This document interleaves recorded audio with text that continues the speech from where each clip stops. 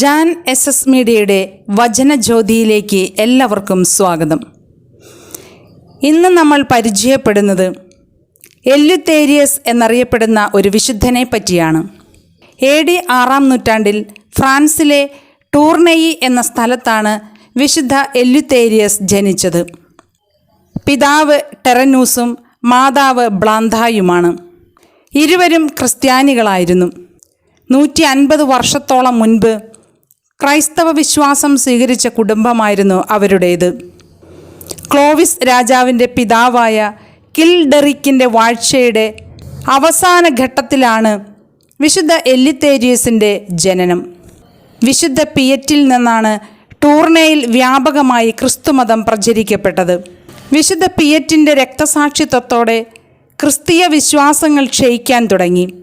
സ്കെൽമിലെ ട്രൈബൂൺ ക്രിസ്ത്യാനികൾക്കെതിരായി ഒരു മതമർദ്ദനം അഴിച്ചുവിട്ടതിനാൽ ടൂർനായിലെ ക്രിസ്ത്യാനികൾ ബ്ലെൻറ്റിമിയത്തേക്ക് പലായനം ചെയ്തു.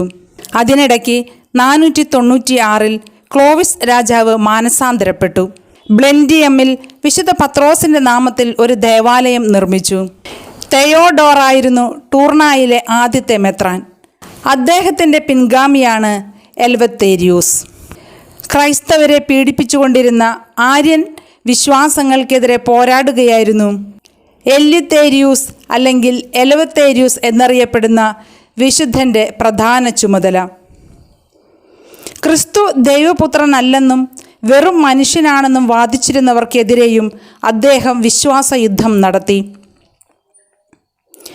ആര്യൻ പാഷണ്ഡതയെ നിർമ്മാർജ്ജനം ചെയ്യാൻ എന്തു ചെയ്യാമെന്ന് ഹോർമിസ് ദാസ് പാപ്പ ചോദിച്ചപ്പോൾ എൽവത്തേരിയൂസ് ഒരു സൂനകദോസ് വിളിച്ചുകൂട്ടി.